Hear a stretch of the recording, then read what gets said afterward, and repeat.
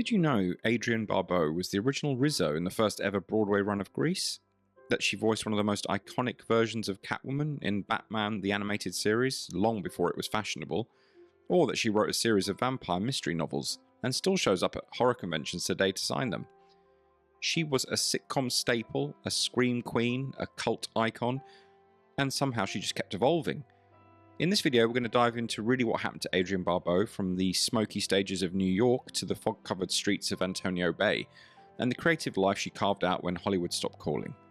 Let's fade to black. Adrienne Barbeau was born on June 11th, 1945, in Sacramento, California. Her father worked for Mobil Oil. Her mother was a public relations executive for the Army. She was of Armenian descent on her mother's side and proud of it. From a young age, Adrienne was drawn to performance, but not yet to Hollywood. Instead, her calling came through theatre.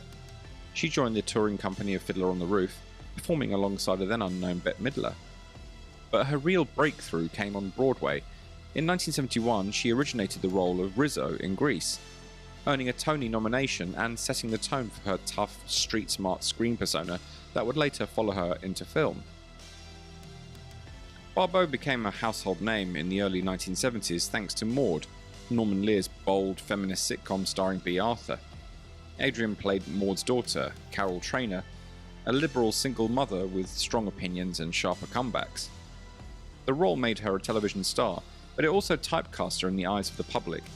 She was often seen as the sexy daughter rather than the serious actress or stage-trained performer she was beneath the surface. Still, it put her on the map and gave her the leverage to pursue film roles on her own terms. In 1980, Barbeau made her major film debut in John Carpenter's The Fog, a ghost story soaked in atmosphere and dread. We see her in a lighthouse radio booth, her voice guiding a town into the night, unaware that something terrible is coming in with the mist. Her performance wasn't showy, it was moody and magnetic and deeply memorable. Where's the fog now? Well, it should be right outside my door now. Oh, there's something different about this fog. Dan, stay away from the door! Someone listen to me! Close your windows. There's something in the fog. Just a year later, she starred again for Carpenter, who was now her husband, in Escape from New York. She played Maggie, a defiant survivor with a sharp tongue and a loaded gun. The film was grimy, low-budget sci-fi and instantly iconic. Maggie wasn't just a love interest, she had her own edge, her own agency, and in a world full of nihilistic men, she held her ground.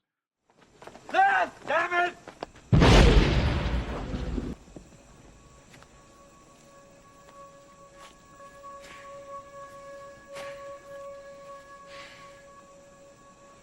Rain. Keep moving.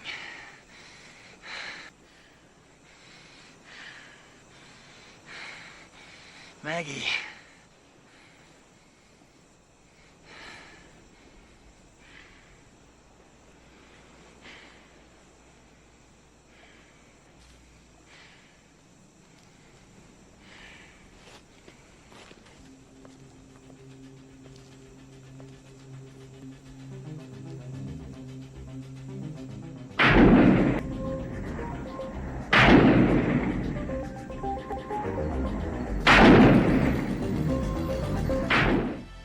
The 1980s cemented Barbeau as a genre favourite.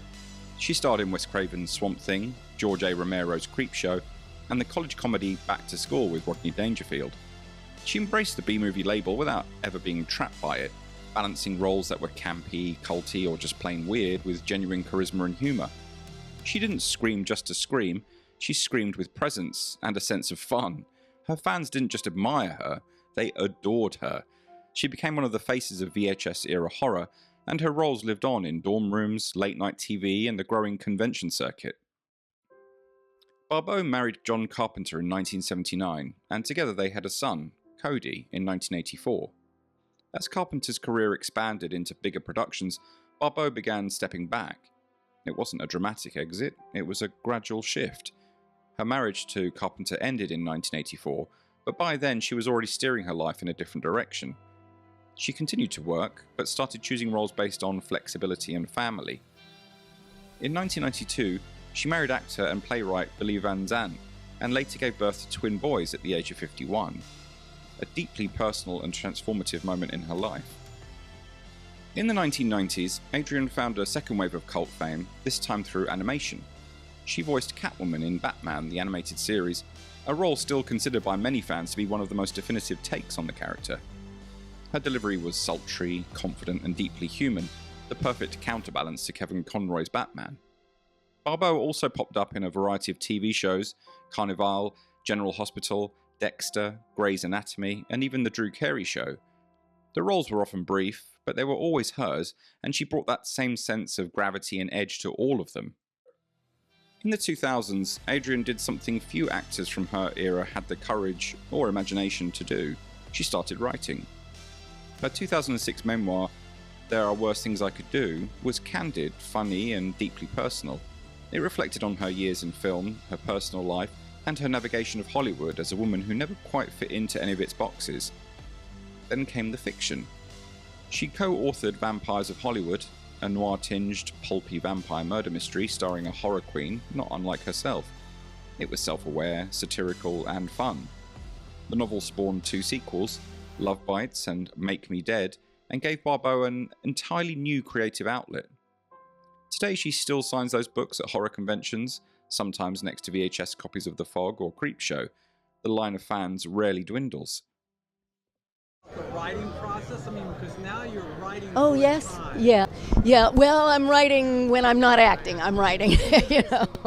I like to keep busy.